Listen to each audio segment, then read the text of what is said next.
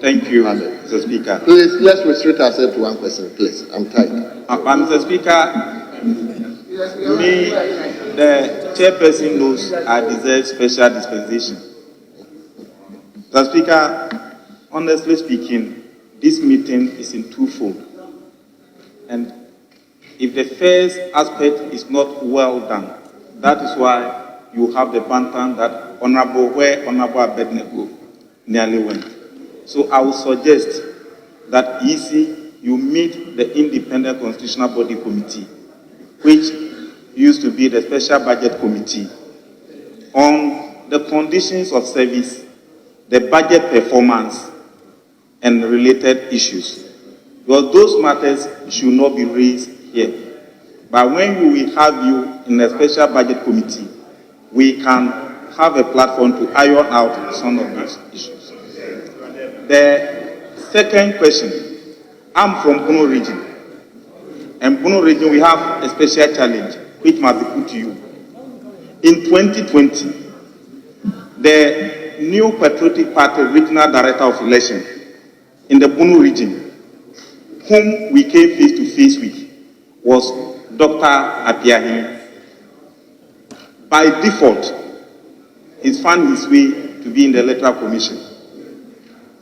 The Council of State says, once he has gotten there, there is nothing they can do. Unfortunately for the good people of Bono region, in your recent exercise, you assigned Dr. Apiahi to Bono region. When that happens, it makes the Electoral Commission lacks integrity. My plea is, in order not to make people become antagonistic with the Electoral Commission, we have 16 regions in Ghana. If he cannot be taken away, the moment the NDC people see him, they can't forget he representing the MPP in 2020 elections. We have, this is the role that he played from captain to rescue. Beyond being a party communicator, he was the official regional director of election. The CV is here. If you care, I can produce it to you. So if you say that this same person, within 3 years, he should come to represent the electoral management body, you may say that the NDC doesn't like him, they don't like you. It's not like that. So please do something about that.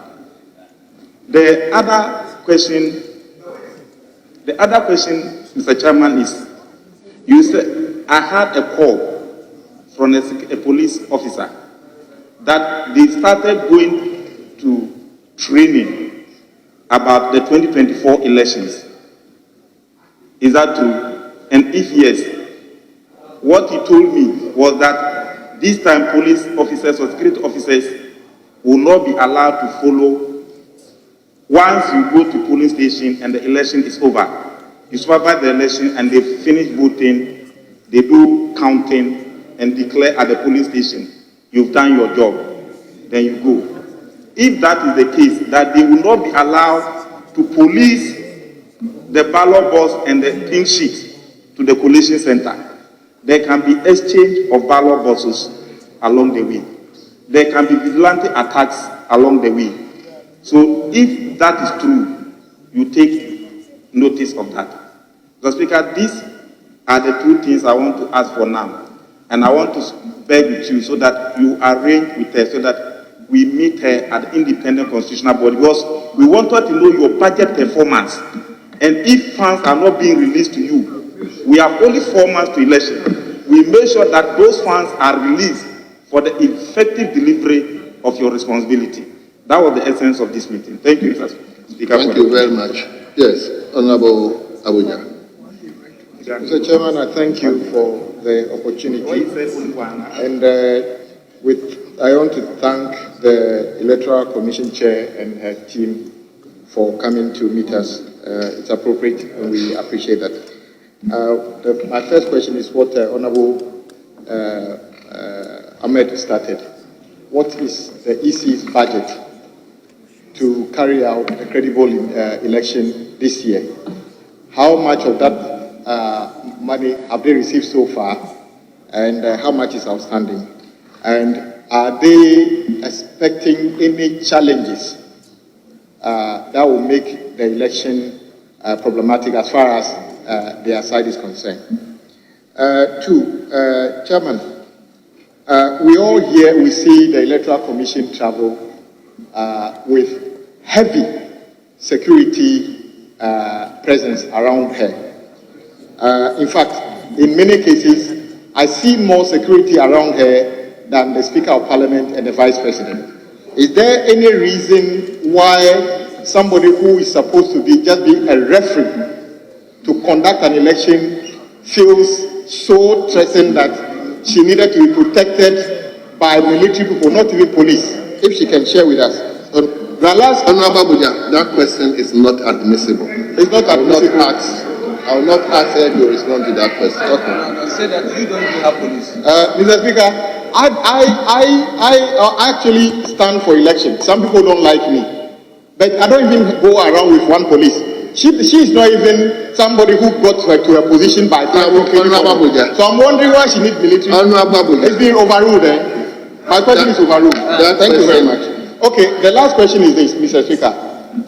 During the 2020 election, for the first time, at least as I can see, 8 of our compatriots, Ghanaians, died at polling station, not fighting, not at war front. May I ask her if any of her staff have provided statement to the police or any state agency investigating the death of 8 people during the 2024 election? Very well. Very well. Thank you. Lastly, thank you, Right Honourable Speaker. As for first, I'll provide some information to the EC to conclude and to say that our new standing order now makes the EC and other independent constitutional bodies no longer strangers to this house. And so you are now expected to take advantage of that, to be coming here regularly to issue statements that will be in the interest of the people of Ghana, and to be ready to answer questions of the representatives of the people. I am urging you to make sure that you appear in person, because that's what we expect of you, and I'm sure. And I also want to say that your presentation today was really a breath of fresh air. When I listened to you and I compared that to the period, a long list of periods, and it's important, where the EC's position on Ghana card, the EC's position on indelible ink, the EC position on so many of the district registration centers. It was like the EC was on one side and the people of Ghana on one side. Now, what lessons have you learned? And I'm sure that you'll be able to provide that reflection. That at all times when we are issuing these points, it's not because we don't like the EC, but we are interested in your work, because it goes to the stability of this country. The very important last point that I want to ask you is about recruitment. You know that everything you've talked about transparency and everything has to do with the personnel that you are recruiting. The district level, and you are recruiting temporary staff, presidential ballot issuers, presidential presiding officers, and technicians. Can you please let us know the processes in selecting them at each district, and we'll be guided to know that everybody has some biases, but we need to interview people to know that they are able to put their biases and focus on the work independently. And so we'd like to know how you are recruiting these people, and to assure us that these people will be paid on time as well. Thank you. Thank you very, very much. I think, Honorable Ahmed, your request that the EC meet your committee to look into their budget. I would have wished that this meeting takes place before the finance minister appeared before the House, so that based on their challenges in terms of their budget, you'll be able to iron out with the finance minister. So look at it as to where you can meet the electoral commissioner and see how best you can fit into the discussion with the finance ministry. Yeah. Mr. Chairman, honestly, that is exactly why I'm at. Obviously, the electoral commissioner will need all the support that this House will have to provide to her to be able to deliver on her mandate in delivering free, fair, and transparent election. One of the key and very critical one has to do with financing. I would suggest that Monday, before the media review is delivered or presented to us on Tuesday, we meet with her and we can have a meeting together. But we need that meeting before we meet the Ministry of Finance ahead of the media review, so that we can ensure that adequate resources are provided for you to deliver free, fair, and credible elections for the people of Ghana. I'm sure when we do that, you will be able to be equipped enough to do your work. And so that if anything goes wrong, we can hold you accountable. Because obviously, we can't afford to allow the democracy to slip. We will do whatever it takes to protect you and protect democracy. So, Mr. Chairman, I urge you to ask the chairman. The chairman is the majority leader. I'm the ranking member of that committee. He may not be around, but the deputy, somebody is the vice chairman. The meeting must be called Monday morning first thing, so that we can deal with that. Aside some of the questions we have here that we can't resolve them. Some of the concerns I have, I don't want to address them in open. I want to have a meeting with her and we can discuss. So that's very, very, very important. So Monday we are meeting the Common Fund. But at least let's do this one before the Common Fund. So on that note, Madam Chair and your team, on behalf of the members. Oh. You see, I'm in hurry too. Yes, Madam. Thank you very much. And I think a lot of questions have been raised about our security. And I believe it's not because we are afraid for our security, because I believe that we have conducted ourselves as expected of us in the Constitution. And although I see a lot of hostility coming from my colleague from civil society, and I saw he was pointing fingers at me and almost wanting to give me a blow, I believe that it is these sorts of things that, and the rhetoric in the public that makes maybe the security agencies feel that they should provide us with this level of security. To be honest with you, it takes away your freedom. You cannot go to the salon, everybody's in your space. You go to the market, it's not pleasant at all. But I believe it's a rhetoric that we hear on the media landscape, because we've come here as friends. And I know Honorable Amabua said to us that we are friends of Parliament. We should feel free to come in. So we expect, and thank you, Honorable Minority Leader, but when you're pointing fingers at you, it's as though if you meet me in the supermarket, you poke your hand in my eye because of the finger that you're pointing. And if for any reason we get out of line, you have every right to call us to order. But we shouldn't operate on rumors simply because we were appointed by a particular party. If we have displayed that acting in favor of a police, you have every right. But I do not believe that we have conducted ourselves as such. And if we have, please feel free to call us to order. You have every right to. But we have not conducted ourselves as such. And before Honorable speaks, I think we accepted, and I do speak, we accepted this job knowing that posterity will judge us. And the Almighty God who called us will judge us. So there's no way we are going to tilt the results when it is not the truth. So we'd like to assure him that, we are we have integrity and credibility. And we know that what we do would follow us all the way to the grave. And we want the Almighty God to honor us. We live by the principles of well done, good and faithful servant. So there's nothing we will do, and I assure you, to bend the rules or to steal the election for any political party. If we have given you reason, or if we ever do, please call us to order. But let us discuss these things in a decorous manner, as friends. You know, unless, of course, we've proven ourselves to be unfair. And I don't believe that, you know, anybody has mentioned that this morning. So my friend from civil society, you can be sure that we will abide by the law. We will be open and transparent. We would be open and transparent to ensure that it's only the will of the people that is announced at the end of the day.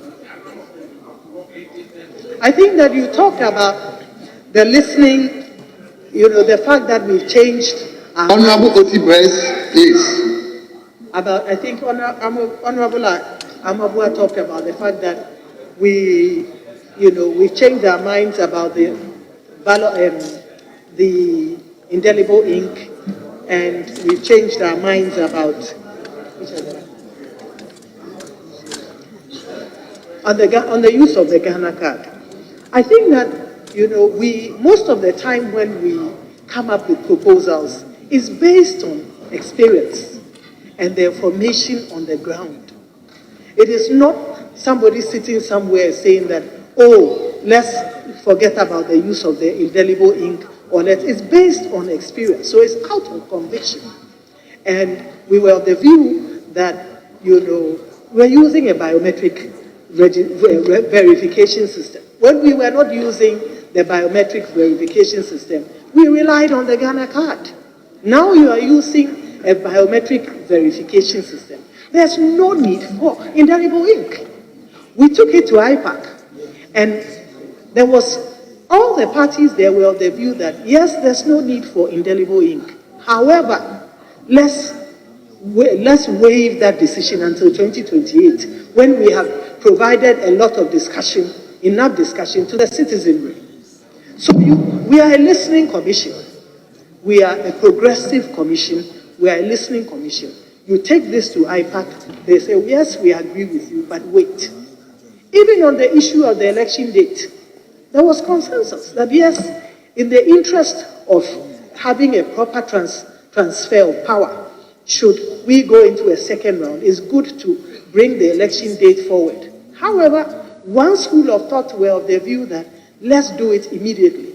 The other was of the view that let's wait until 2028. The commission went back to the drawing board. We held discussions, and we felt that this is not a matter of, if it's not broke, don't fix it. Let's stagger it. Let's build some consensus around it. Let's dialogue on it. And then we implement it in 2028. So we are a listening commission. We are open, we are transparent, we receive feedback, and we act on it. So yes, you should have, there are certain positions that we take because of the situation on the ground. But if you come out and your constituents or your stakeholders feel that, oh, wait, it is a good idea, but wait. Unless it goes to the heart of the election and it will affect the credibility of the election. If it's not broke, you don't fix it. So that's the position that we take. But I think that you should also give us that view that we are the managers of the election, of the commission. And there are things that we may be privy to that you may not be privy to immediately. And some of these decisions, we have, the right within the law to take them. But as we said, you listen. And if it doesn't go to the heart, it doesn't affect the credibility of the election, you can stagger it, as we have done for the indelible ink and the election day. With the recruitment, I'd like to assure you that the process is very transparent. I myself sat at the helm of recruitment, as did our directors and our commission, deputy commissioner, chairman, and commission members. There's no interest. There's no list coming from anywhere. And if you you are part of our process, you'll see. We received over 20,000 applications through the newspapers. And we brought directors from the regions and the head office to sit and scrutinize. And there was a criteria. You must have had at least 8 years experience as a returning officer to qualify. And if it's presiding, you must have had 2 terms. You should have had 8 years as a presiding officer to qualify as a deputy. So these lists did not come from anywhere. And the information is there. If you have time, you can interrogate it. You can get into the database of the 20,000 people and try to identify these people who registered. You must have experience. So it's not a list, a new list coming from somewhere. These are names that were given to us by the district.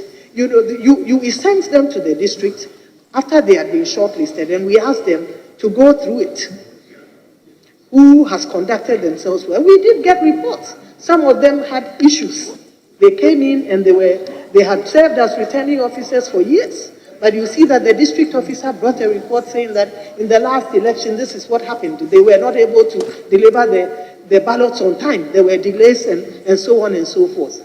So those people were taken out. But these are all people. And if you do find any who have no experience with the commission, have not served as returning, have not served as deputy, have not served as presiding, for the number of time, because there's a criteria, please feel free to bring it. We are aware that at the end of the process, some of the people were challenged and some investigations were set up.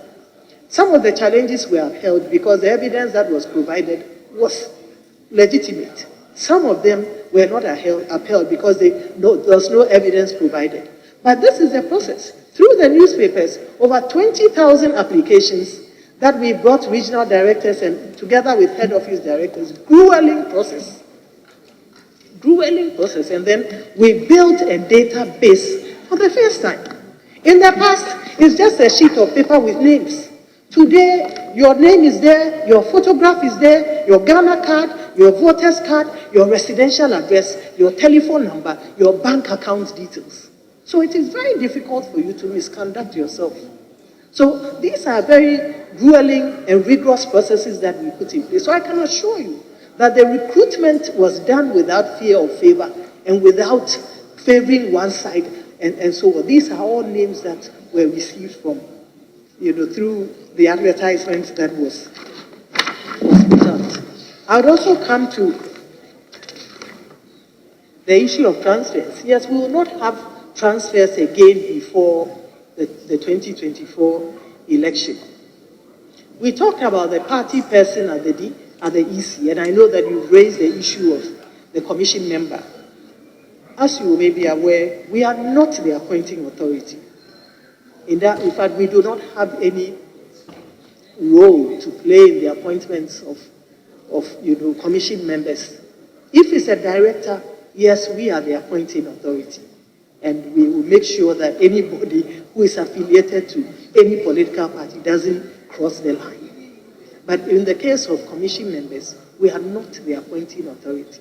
But be that as it may, I can assure you that even if your father were the president, you can't rig the elections for him. If he thinks so, then he's lying to himself. Because we know the process on the ground. Unless the parties are not going to take their agents, and unless they are not going to train their agents. But if you train your agents and they are on the ground, and you have other media houses collating the same results, because the polling station, the pink sheets are posted on the polling station, and 6, 7, 8, 9, 10 media houses are collating it. If your father is the president, you cannot rig the election for him. So in spite of the fact that, yes, I don't have the evidence, because I don't know, and I didn't know the commission member before his appointment. But in spite of the fact that, and if this is the case, there's absolutely nothing he can do. He hasn't got the power. He hasn't got the power. The list of arrows came from the database. So even if he was involved in selection, he has no power. And it's based on experience. And please, when you receive the list, and I believe you have, cross-check it. Cross-check it. And bring it to our attention the next time we are here, that you were able to identify these people who have no experience whatsoever working with the commission, and we will take it up. And I can assure you, because that is the criteria that we have set. No, but you'll be using them for it, for the election.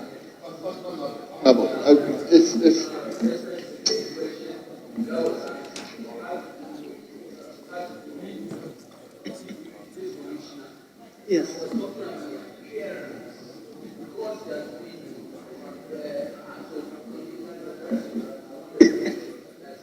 Yes, I know. I think you are talking about the commissioner, Dr. Apiahiri. Yes.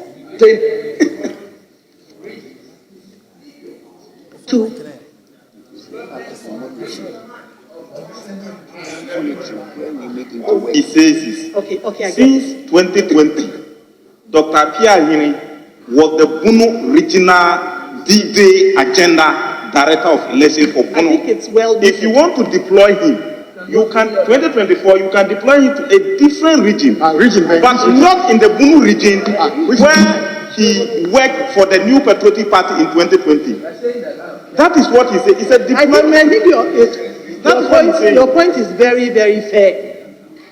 Your point is very, very fair, and we would ensure that in future we'll take him very far away from the Bono East and the Ahafo regions. So please be assured. I know we have exhibition coming up, and it's something that we will look at and ensure that he's not in the region.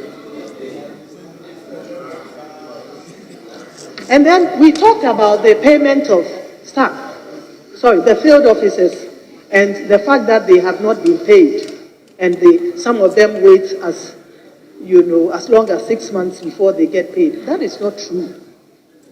Yes, sometimes you may have the late releases of your budget, and that could affect it. But when you have the resources, there's no reason why you won't pay. You may also be aware that since 2020, we have instituted the payment of allowances through bank accounts. That has resulted in some challenges. But we were of the view that, we've got to be prudent with the use of the public purse. Gone are the days where you carry money in sacks and you take it and you go and pay. On the way, anything could happen. Anything could happen. So what we are saying is that payment should be done through the bank account. And I must confess that when that policy was instituted, some of them who had worked with us didn't have accounts. So that may have accounted for, the noise that you may have heard or what you may have picked up, that some people have not been paid. But all our records show that those who have the bank accounts were paid and were paid promptly. Indeed, for the registration that happened, the just ended registration, within a month of the registration, those who had presented their bank accounts were paid. And we are really working to improve upon the systems. And so it is not accurate to say that people work for the EC and they are not paid. They are paid promptly, and for this particular election, the releases, with the intervention of the Special Budget Committee, the releases have been, they are being done on time and in accordance to the schedule. So we are able to also pay and process the payments and pay on time. So it is not accurate to say that the commission, under this commission, people are paid and, people work and they are not paid. It is not so. It is not so. Those who have not been paid are those who have issues with their bank accounts, and they are given the opportunity to correct it. Those who correct it receive their monies, because after all, the monies have been voted for them. And then with the generators in 2024, I would like to state that our officers, we did not procure generators in 2024, but we provided resources for our officers to, hire generators, not only in the office, but also the mobile teams. Resources were provided to our officers to buy and fuel, to hire and fuel generators. So it is also not true to say that our officers did not have generators. They do not have generators. We provided them with the resources to hire generators and to fuel generators both in the offices and in the field. I think the training by the security, we have no clue about it. We are not aware. And, I mean, everything is done in a transparent manner. So we don't ascribe to having agents and security there and you are hiding what you are doing from them. No, it shouldn't be so. And it's something that we don't support. It's a transparent manner. Of course, it doesn't mean that we should go and sit right there, but it should be done in a way that, there's law and order, but it's done in the full view of the security, the agents, and even the observers who go around. It should be done in the full view of them. And there has been no instruction from us. Indeed, this is the first time we are receiving this complaint. There has been no instruction from the commission. And I do not believe, because we've not received these complaints coming from the field. So I don't believe that it is a pattern. It may have occurred in one or so polling station, but it's not with our consent.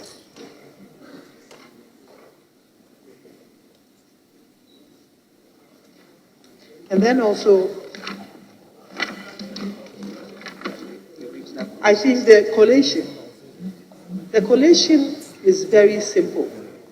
And I know that my friend from civil society talked about the regional collation. The regional collation is to bring sanity into the process. You all agree that after from the polling station, you go to the constituency collation center where the results are collated.